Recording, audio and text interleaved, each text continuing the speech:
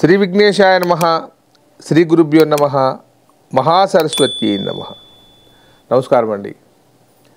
ఈరోజు ముఖ్యంగా దరిద్రంతో బాధపడుతున్న వారి గురించి, వారికి ఏదైనా చేయాలనే సంకల్పంతో మాట్లాడుతున్నానండి. నిత్యం కష్టపడుతూ ఉంటాం, డబ్బులు వస్తూ ఉంటాయి.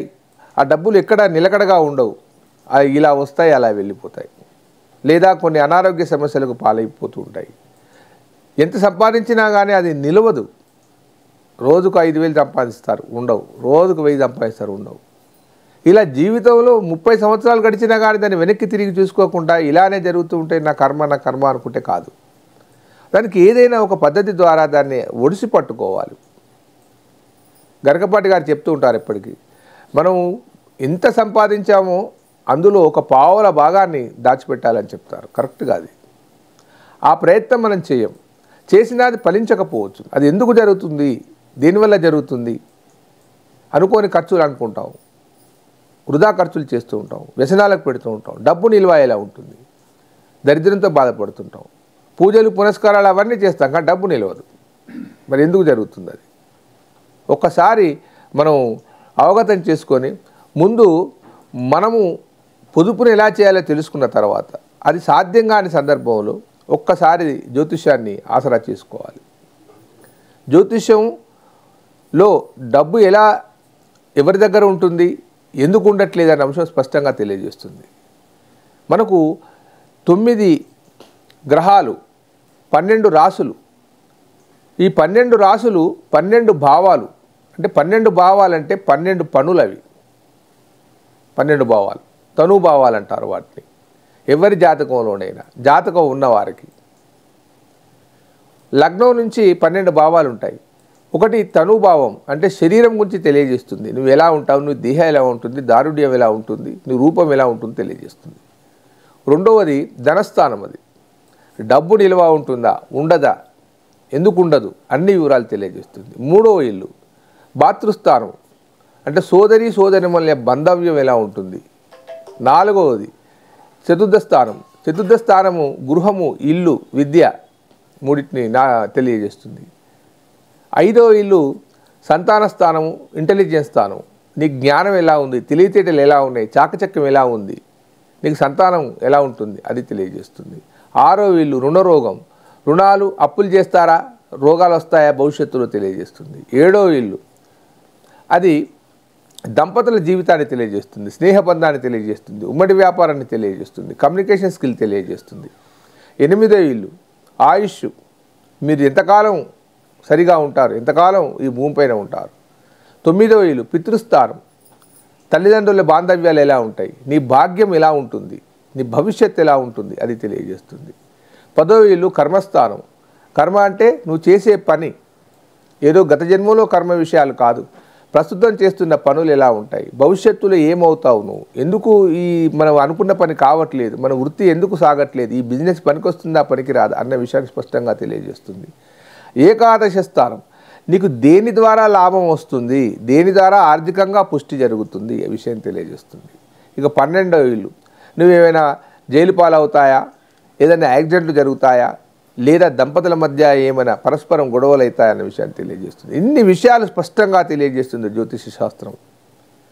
ఏదో ఇది జరుగుతుంది పో, అలా జరుగుతుంది పో అనేది కాదు. అది దాని యొక్క గణిత పద్ధతి ద్వారా తెలుసుకొని దాన్ని ఆచరిస్తే 100కి 100 రూపాయలు అవుతుంది. ప్రతి దానికి పరిష్కారం ఉంటుంది, ప్రతి దానికి సమస్య చూపెడుతుంది, దాని పరిష్కారం చూపెడుతుంది జ్యోతిష్యం.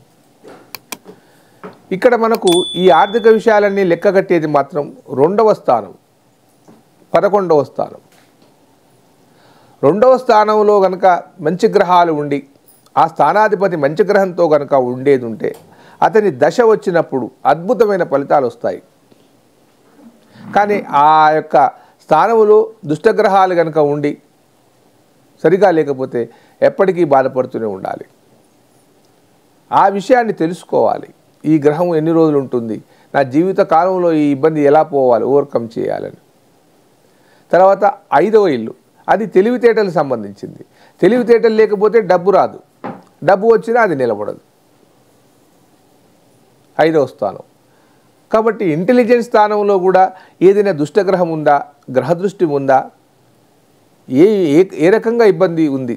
వాస్తవానికి 1, 5, 9 స్థానాలు కోణ స్థానాలు. 5వ స్థానం కోణాధిపతి. అక్కడ దుష్టశక్తు గ్రహాలున్నా కానీ అవి మంచిగా మారిపోతాయి. కానీ కొన్ని పరిస్థితులలో మాత్రం 5వ స్థానమైనా కానీ అక్కడ సరిగా లేకపోతే ఆర్థికంగా వెసులుబాటు, తెలివితేటలన్నీ మసగా మారిపోతాయి. అప్పుడు నువ్వు ఎంత డబ్బు పొదుపు చేయాలనుకున్నా దుష్ట సాహసం వల్ల పోతుంది. బిజినెస్లో నీకు చాకచక్యం లేకపోతే డబ్బులన్నీ పోతాయి. ఇకపోతే ఏకాదశ స్థానం, 11వ స్థానం. 11వ స్థానం నీకు దేని ద్వారా లాభం వస్తుంది? ఏ వ్యాపారం చేస్తే లాభం వస్తుంది? మనకు తెలిసిన వ్యాపారాన్ని చేసుకుంటూ వెళ్తే కొంతవరకు మేలు జరుగుతుంది. కానీ ఎవరో చెప్పిన దాన్ని పట్టుకొని ఆ వ్యాపారానికి వెళ్తే ఆ వ్యాపారంలో నష్టాలే జరుగుతాయి కానీ లాభం వస్తాయి. ఎవరో చెప్తారు, ఇది చేయి చేపల బిజినెస్ చేయండి, బ్రహ్మాండంగా కలిసి వస్తుంది, లక్షలు సంపాదించారు.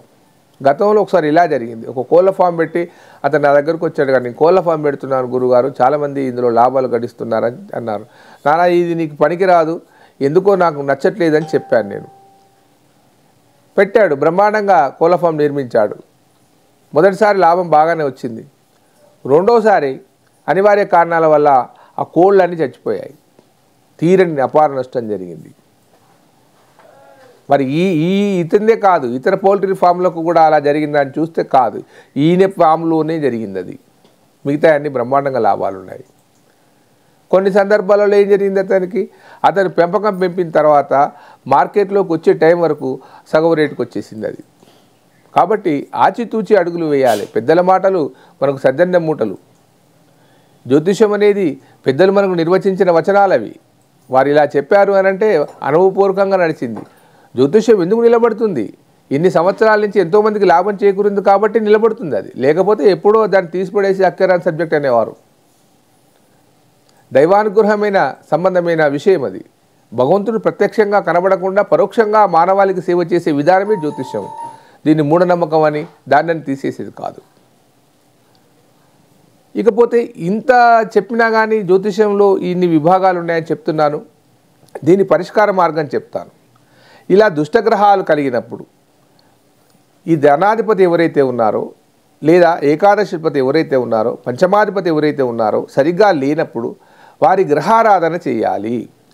ఒక మంత్రాన్ని తీసుకొని, ఆ గ్రహం యొక్క మంత్రాన్ని తీసుకొని ఎన్నిసార్లు చదవాలి, ఎలా చదవాలి, అలా చదివినప్పుడు ఖచ్చితంగా వారు సక్సెస్ఫుల్గా అవుతారు. అలా కాకుండా కానీ ఆ గ్రహం యొక్క యంత్రాధారణ చేయించి ఆ యంత్రాన్ని పూజించి ఇంట్లో ఉంచుకోవడమా, దాన్ని పారే నీళ్ళలో వేయడమా చేయాలి. అది కాక ఇంకో పద్ధతి చెప్తాను. ఆ గ్రహానికి సంబంధించిన విషయంలో ఆ యొక్క రత్నధారణ లాకెట్ రూపంలో కానీ ఉంగరం రూపంలో కానీ ధరించాలి.